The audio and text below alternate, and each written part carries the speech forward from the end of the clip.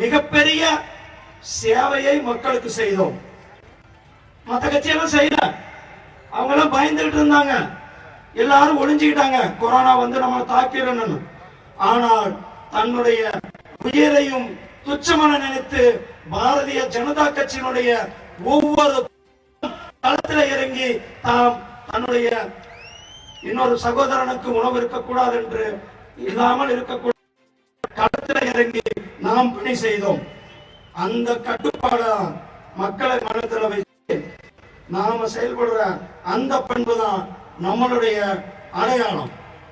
இதுதான் நமக்கு ரொம்ப ரொம்ப முக்கியம். அவனுக்கு புரிஞ்சா இந்த ஒழுக்கத்தையும் பண்பையும் கட்சியினுடைய திமுக கத்துக்கணும்.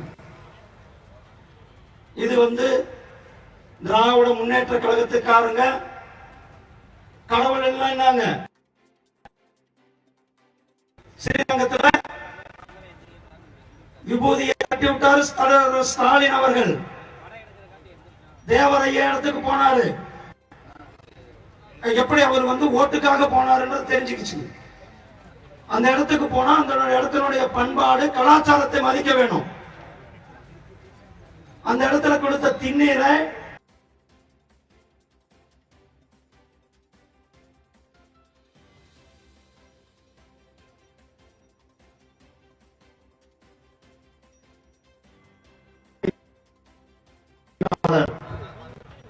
நாங்கள் இன்று 1 கோடி பேர். அது ஏன் வெற்றிவேல் யாத்திரை? வெற்றிவேல் யாத்திரை நாம் எந்த இடத்தில் தொடங்கினோமோ, எந்த இடத்தில் ஆரம்பித்தோமோ, எந்த சஷ்டி அன்று நாம் ஆரம்பித்து நம்முடைய வெற்றிவேல் யாத்திரை சஷ்டி அன்று திருச்செந்தூரிலே முடிவிட்டது. எங்க திருத்தணியில தொடங்கினோமோ அதே திருத்தணியில தை கிருத்திகை நாள் அன்றைக்கு அதே வேளை ஸ்டாலினை தூக்க வச்சது நம்மளுடைய வெற்றிவேல் யாத்திரை. வெற்றிவேல் யாத்திரை ஸ்டாலின் எல்லா விதத்திலையும் டபுள் இரட்டை வேடம் போடுவார். தேசிய கல்விக் கொள்கை அதுல இரட்டை வேடம் போடுவார். திமுக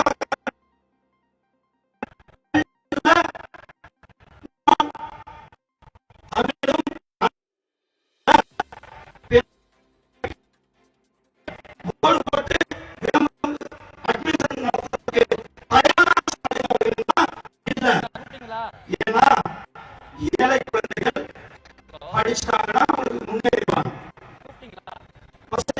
குழந்தைகள் படித்தார்கள் முன்னேறுவார்கள். வேற ஒரு மொழி தெரிஞ்சுக்க கூடாது அப்படின்ற ஒரு கெட்ட எண்ணம் தான் நம்மளுடைய எதிர்கட்சி தலைவர் ஸ்டாலின் அவர்களுக்கு இருக்கிறது. அதனாலதான் புதிய கல்விக் கொள்கையும் எதிர்க்கிறார். அதே போல தினந்தோறும் சொல்லுவார், பட்டியலின மாணவர்களுக்கு மோடி ஐயா வந்து ஸ்காலர்ஷிப்பை நிறுத்திடுன்னு சொன்னார். என்ன சொன்னாரு மோடி ஐயா? பட்டியலின மாணவர்களுக்கான ஸ்காலர்ஷிப்பை மொத்தத்தையும் நிறுத்திட்டான்னு சொன்னாங்க. ஆனால் மோடி ஐயா அவர்கள் என்ன செஞ்சாங்க? 4 கோடி மாணவர்கள் பயன்பெறும் விதத்துல 60,000 கோடி ரூபாய் நிதியை ஒதுக்கி பட்டியலின மாணவர்களுடைய உயர்கல்விக்காக செலவு செஞ்சிருக்கார். இப்படிதான் திராவிட முன்னேற்ற கழகம் ஒவ்வொன்றிலுமே போய் சொல்லுவாங்க. உதாரணமா சொல்லணும்னா திமுக எப்படி தமிழுக்கும் தமிழ் மண்ணுக்கும் தமிழுக்கும் விரோதி என்பதை சில உதாரணங்கள் நம்ம சொல்லணும். ஸ்டெர்லைட் ஆலை விரிவாக்கத்திற்கு கையெழுத்து போட்டது ஸ்டாலின். அதே போல ஹைட்ரோ கார்பன் திட்டத்துக்கு தமிழ்நாட்டில் கொண்டு வந்தது திராவிட முன்னேற்ற கழகம். கச்சத்தீவை காங்கிரஸ் கூட சேர்ந்து கொடுத்தது திராவிட முன்னேற்ற கழகம். இப்படிதான் விவசாயிகளுடைய பிரச்சனையும் திசை திருப்ப பார்த்தார்கள். ஆனால் தமிழக விவசாயிகள் ரொம்ப தெளிவானவர்கள். தமிழக விவசாயிகள்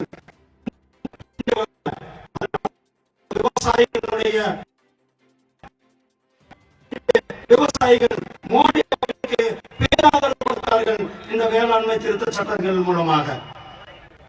அதே போலதான் டெல்டா பகுதியை வேளாண் மண்டலம், அதாவது பாதுகாக்கப்பட்ட மண்டலம் அறிவிச்சு விவசாயிகளுக்கு பாதுகாப்பு கொடுத்தது நம்மளுடைய மோடி ஐயா அவர்கள். இப்படி தொடர்ந்து தமிழர்களுக்கு துரோகம் செய்வது திமுகவுடைய வாடிக்கை. 2009 பல லட்சம் தமிழ் சகோதரர்கள் கொத்து கொத்தாக இலங்கையிலே கொல்லப்பட்டார்கள். அப்ப என்ன செஞ்சாரு கருணாநிதி அவர்கள்? வேடிக்கை பார்த்தார். பேருக்கு உண்ணாவிரதம் இருந்தார். ஏமாத்துறது, இரட்டை நிலைப்பாடு, எல்லாத்திலுமே இரட்டை நிலைப்பாடு. திமுகவை கமிஷனும் பிரிக்க முடியுமா? முடியாது. திமுகவையும் ஊழலையும் பிரிக்க முடியுமா? முடியாது.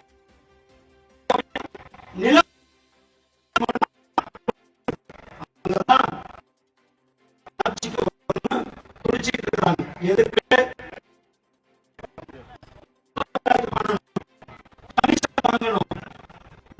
அதே நேரத்தில்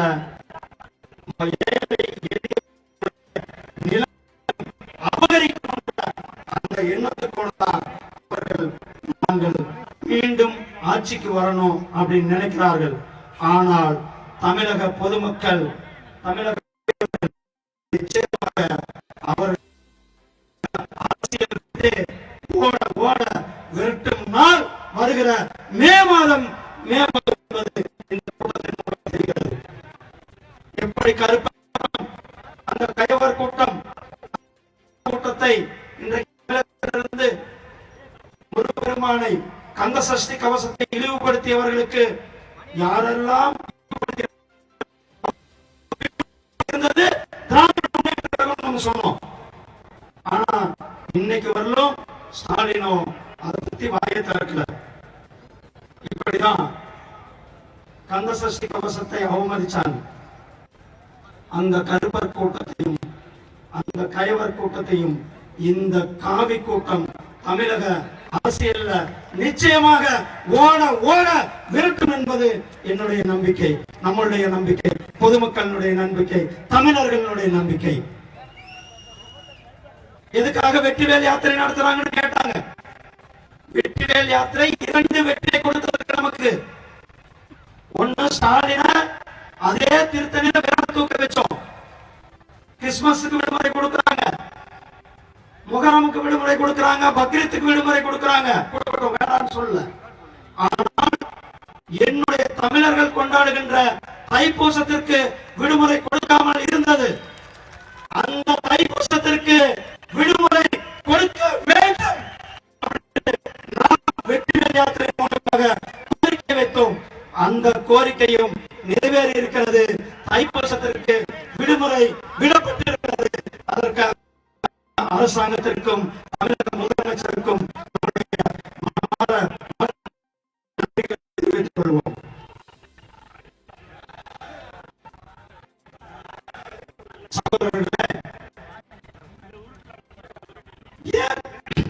எதற்காக திமுகவை நாம் புறக்கணிக்கணும் தெரிஞ்சுக்கணும். திமுக தேசத்திற்கு எதிரானவர்கள், திமுக ஊழலுக்கு ஆதரவானவர்கள், திமுக செய்யணும். அதற்காகத்தான் ஆட்சிக்கு வர பிடிக்கிறாங்க. சமூக நீதியை பத்தி பேசுவாங்க.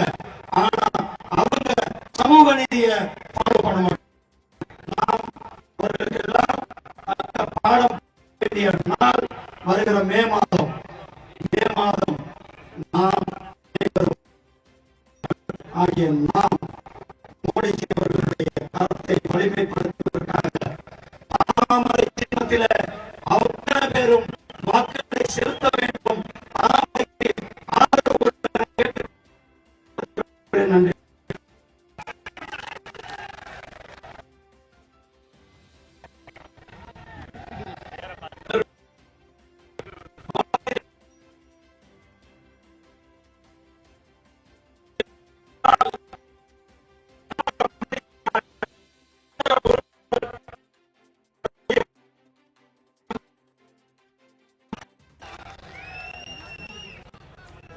வீர வீர வீரவேல் கையை தூக்கி சொல்லுங்க, வீர வீர வீரவேல், வெற்றி வெற்றி வெற்றிவேல். அனைவருக்கும் வணக்கம். எல்லாரும் நல்லா இருக்குங்களா? இந்த இடம் அதிர்ஷ்டமான இடம். பாஜக கட்சி ஜெயிச்சே தீரும். தாமரை மலர்ந்த தாமரை தாமரை மலர்ந்த அனைவருக்கும் நன்றி. Now we request our respected national president JP Nadda ji will address to gathering. இப்பொழுது நம்முடைய தேசிய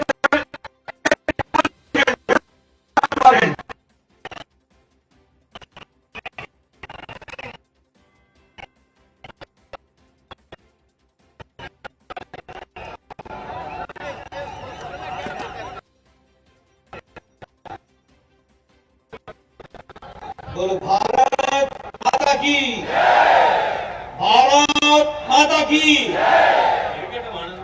वीर वीर वीर well, Veer Veer Veer well.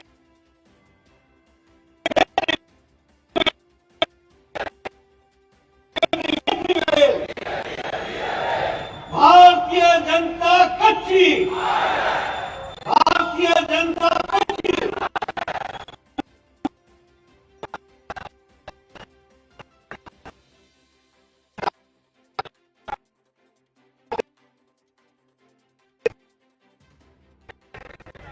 Shri L. Murugan ji,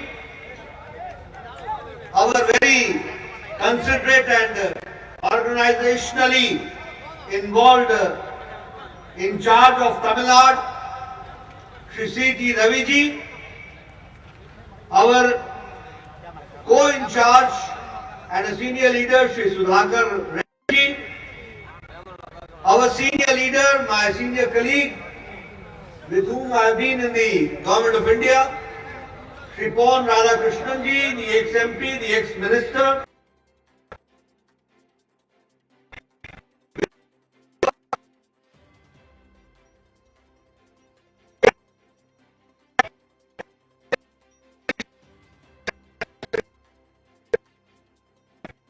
Shri C.P. Radhakrishnan.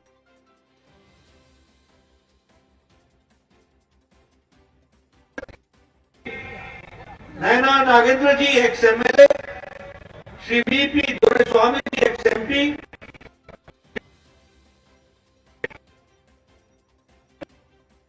Shri M.N. Radha ji the State Vice President, K. Annamalai ji State Vice President, A.R. Mahalakshmi State Vice President,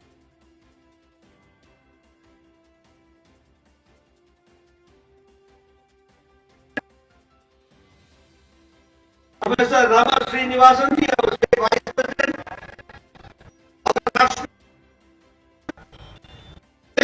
President from Tamil Nadu, Srinivasan ji, Madam Khushbu ji, our Keshav Vinayakam ji, and our District President Shri Maha Surandan ji, and Shri Srinivasan ji, the District President of Madurai Urban. The very elite class, the gathering here, the August gathering here, from all sections of the society, huge number and large number, friends from the media, electronic media and print media, and the enthusiastic crowd which I see here. Vannakam to all of you. Location Madurai है, Madurai. Friends, नाम का नहीं दोहराना. नड्डा अभी introduction दे रहा है, ये Friends, बोलना स्टार्ट अभी कर रहा है वो. it is indeed a great opportunity for me to be present here in Madurai and address such an august gathering. When early morning I got the opportunity first to pay my respects and take the Ashirvadam of Meenakshi Amman temple and the goddess Meenakshi, I took the blessings, and certainly I feel blessed that with her blessing we are able to go forward with your Ashirvadam also as far as Bharatiya Janata Party is concerned. நண்பர்களே, இந்த மாபெரும் கூட்டத்திலே நான் பேசுகின்ற வாய்ப்பு பெற்றதற்கு பெருமகிழ்ச்சி அடைகிறேன். காலையிலே அன்னை மீனாட்சி அம்மனை தரிசித்து நிச்சயமாக அவளுடைய ஆசியினை பெற்று உங்கள் முன்பாக நான் பேசிக் கொண்டிருக்கிறேன். அவளுடைய ஆசியும் உங்கள் ஆசியும் நிச்சயமாக எனக்கு கிடைக்கும் என்ற நம்பிக்கை இருக்கு. Day before yesterday, we all celebrated the festival of Thai Pusam, and today is the day which is, we all know that on this day, the 30th January, is known as the Mahatma Gandhi Memorial Day. We also remember a very unique connection between Mahatma Gandhi and Madurai, because it was Madurai where Mahatma Gandhi decided to do away with the Western attire, and he took dhoti at that point of time in Madurai, and he took the pledge that he will not wear Western attire that was taken in Madurai. நேற்றைக்கு முன்தினம் தைப்பூச திருநாள். இன்று நாம் 30ஆம் தேதி காந்தி நினைவு தினம். மகாத்மா காந்தி அவர்களுக்கும் மதுரைக்கும் ஒரு மிகப்பெரிய தொடர்பு இருக்கிறது. இந்த மதுரையில் தான் அவர் மேற்கத்திய உடையினை நான் உடுத்த மாட்டேன் என்று அதை தவிர்த்து இடுப்பிலே வேட்டியும் மேல் துண்டும் மாத்திரம் அணிய துவங்கியது இந்த மதுரையில் தான். We all know that Madurai is the place where all 64 Leelas of Lord Shiva took place. We all know that Madurai is a place and a symbol of women empowerment. And we mythologically we know that goddess Meenakshi has been ruling Madurai since times immemorial. Historically, Rani Mangamal ruled Madurai. We all know that this is a land of Saint Tiruvallar, and it's the world's oldest language, Tamil language, which we respect as the world's oldest language. We all know that this pious land has been land of Cheras, the land of Cholas, the land of Pandyas, who ruled, but they also saw to it the development of the Tamilian culture which grew here under their leadership. இந்த மதுரையிலே தான் 64 திருவிளையாடுகளும் நிகழ்ந்த பூமி இது. இது மகளிரை சக்திமயமாக்குகின்ற பூமி. இங்குதான் மீனாட்சி என்று தொட்டு ஆட்சி புரிந்து வருகிறார். மதுரை ராணி மங்கம்மாள் ஆண்ட பூமி. இந்த தமிழகம் திருவள்ளுவர் அவதரித்த புண்ணிய பூமி ஆகும். இந்த உலகத்திலேயே பழமையான மொழியாக இருக்கின்ற நம் தமிழ் மொழி தோன்றிய இடம். அது மட்டுமல்ல, சேர சோழ பாண்டிய மன்னர்கள் இங்கு ஆட்சி செய்தார்கள் என்பது மட்டுமல்ல, தமிழகத்தை, தமிழ் பண்பாட்டை, கலாச்சாரத்தை மேம்படுத்துவதற்காக அவர்கள் செயலாற்றினார்கள் என்பதை நாம் ஏற்க வேண்டும். There is a special feeling in the Tamil language and culture. It gives us a special feeling. And when I talk about the people of Tamil Nadu, I find it a unique combination of entrepreneurship, of economic development, along with the cultural ethos and values. This I find in the land of Tamil Nadu.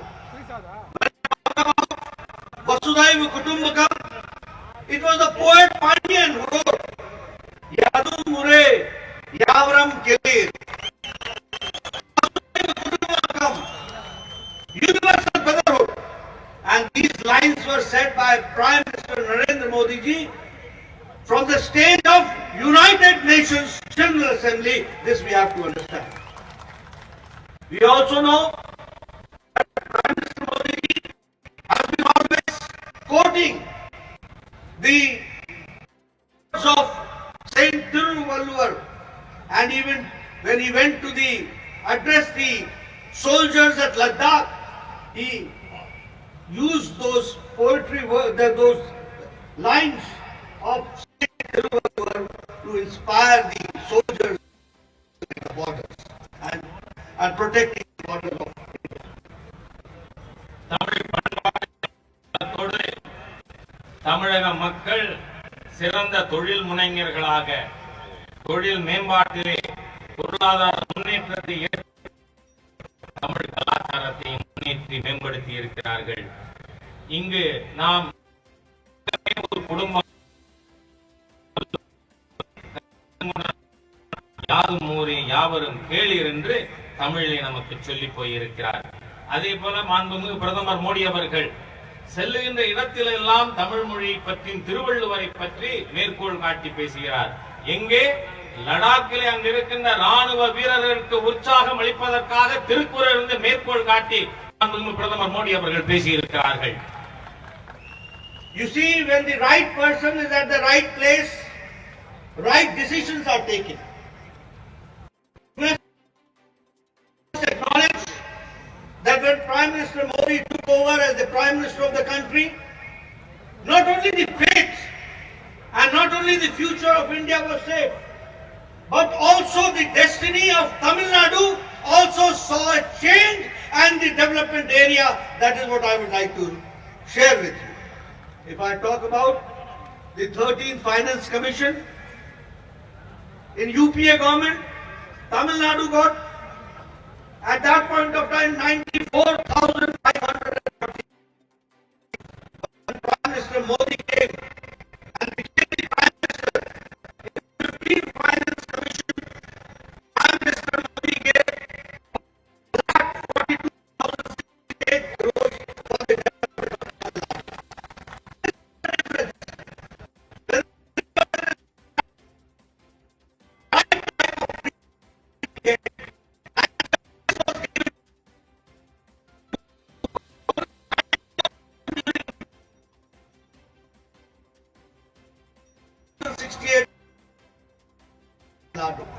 Not only that,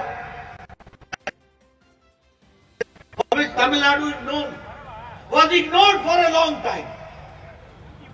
Nobody took care. But when Prime Minister Modi gave 1,600 crore rupees only for the development of. If I talk about defense corridor,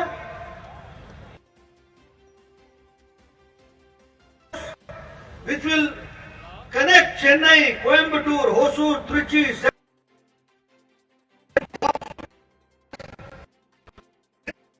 economic activity which we have to understand.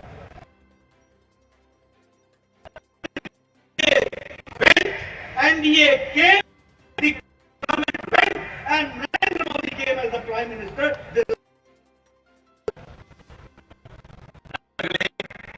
சரியான இடத்தில்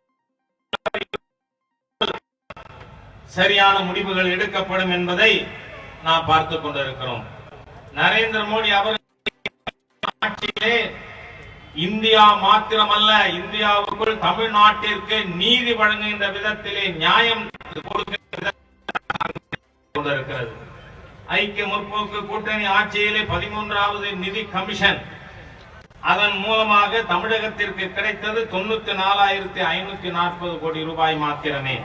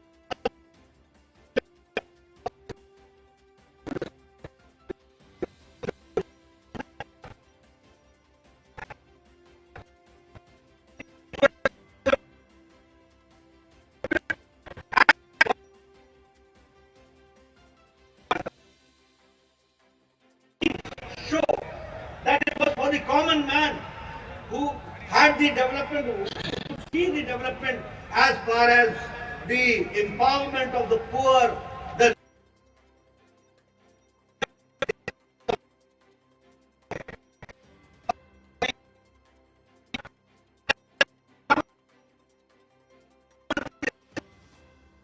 in Tamil Nadu, 35 lakh farmers got the benefit out of it. That is what we have to understand.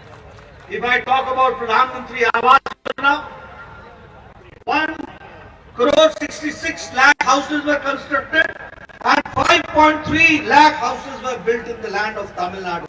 This is again an empowerment of the common man.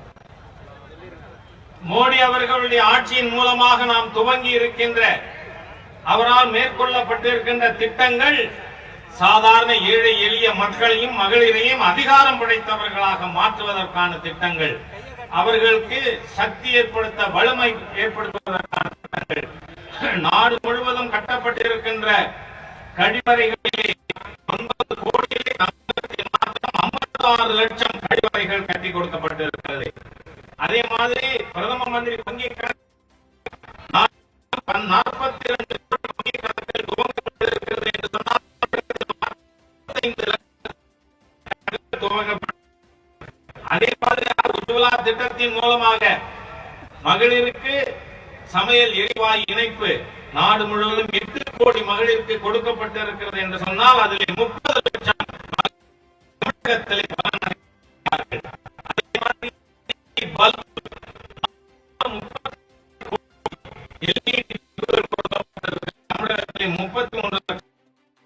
கொடுக்கப்பட்டிருக்கிறது.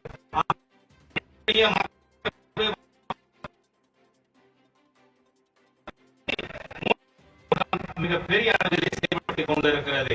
விவசாயிகளை பொறுத்தவரை 11 கோடி விவசாயிகளுக்கு கிசான் சம்மான் நிதி விவசாயிகளுக்கு மதிப்பு ஏற்படுத்துகின்ற பணமானது தமிழகத்தில் மாத்திரம் 35 லட்சம் விவசாயிகளுக்கு அந்த ரூபாய் அது மாத்திரமல்ல, பிரதம மந்திரி வீடு கட்டும் திட்டம் நாடு முழுவதும் 1,66 லட்சம் வீடு கொடுக்கப்படும். தமிழக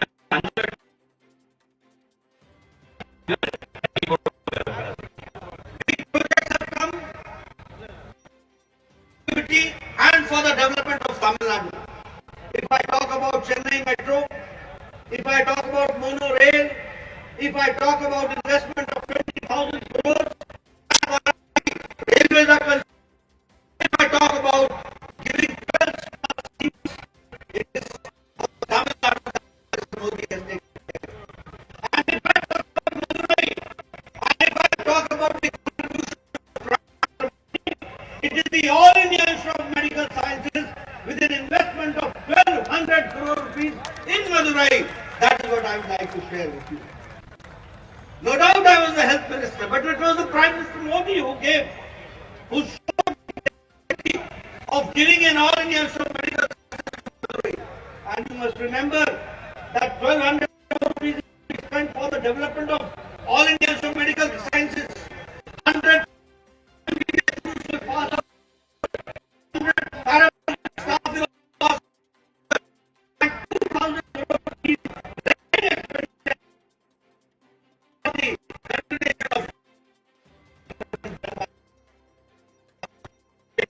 பொறுத்தவரை சென்னை மெட்ரோ தமிழகத்திலே ரயில்வே திட்டங்களுக்கு மாத்திரம் 30,000 கோடிக்கு மத்திய அரசாங்கமானது நிதி ஒதுக்கி இருக்கிறது. அதே போல தமிழகத்திற்கு தான் இந்தியாவிலேயே மிக அதிகமான ஸ்மார்ட் சிட்டிஸ் வழங்கப்பட்டிருக்கிறது. மதுரை எடுத்துக்கொள்வோமேயானால் 1,200 கோடி ரூபாய்க்கு எய்ம்ஸ் மருத்துவமனையானது இங்கு கொடுக்கப்பட்டிருக்கிறது. நான் நல்வாழ்வுத்துறை அமைச்சராக இருக்கலாம், கொடுத்தது நேரடியாக இங்கு 100 ஆண்டுதோறும் 100 மருத்துவர்கள் 100 பேரா மெடிக்கல் படிப்பு படித்து பாஸ் செய்து போகின்ற அளவிற்கு வசதியானது இங்கு எய்ம்ஸ் மூலமாக கொண்டு வரப்பட்டிருக்கிறது. Super specialty block has been constructed here. That has been given to Madurai. If I talk about the Tejas Express, which is going to be Madurai-Chennai, and if I talk about 4-laning of Madurai-Nadam Road, and if I talk about the ring road, which will connect Madurai to to the outer Madurai. All this has taken place in Madurai during the NDA government. That is what I would like to share. Not only that, as far as the development part is concerned, yes, all infrastructural development has taken place in past 6 years regime, and it is because Prime Minister Modi has taken special care of Tamil Nadu. But friends, here I would like to share with you. If I talk about the DMK, if I talk about the parties who have been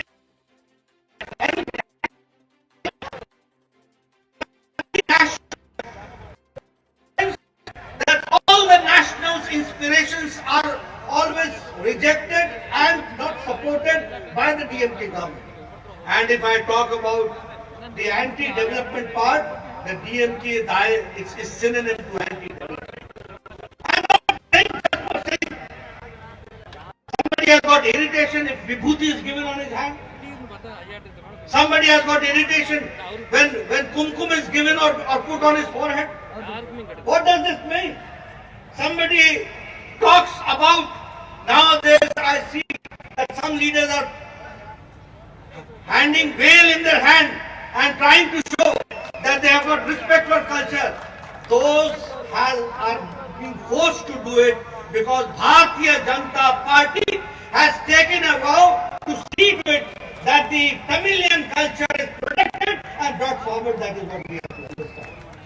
Friends, if I talk about All India Anna DMK, we see that they have aspirations along with assimilation with national aspirations.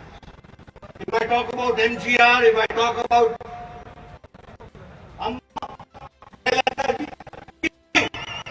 they had regional aspirations. But with the regional aspirations, it was assimilated with national aspirations. In coming times, I would like to share with you and declare here that Bharatiya Janata Party has decided that in coming times, in the elections, BJP, along with All India Anna DMK, and along with the like-minded parties, will be going for the election. அதே போல super speciality black தேஜஸ் ரயிலை பொறுத்தவரை மதுரை சென்னைக்கான தேஜஸ் ரயில்கள் சாலைகள் மதுரையை இணைக்கின்ற சாலைகள் மேலும்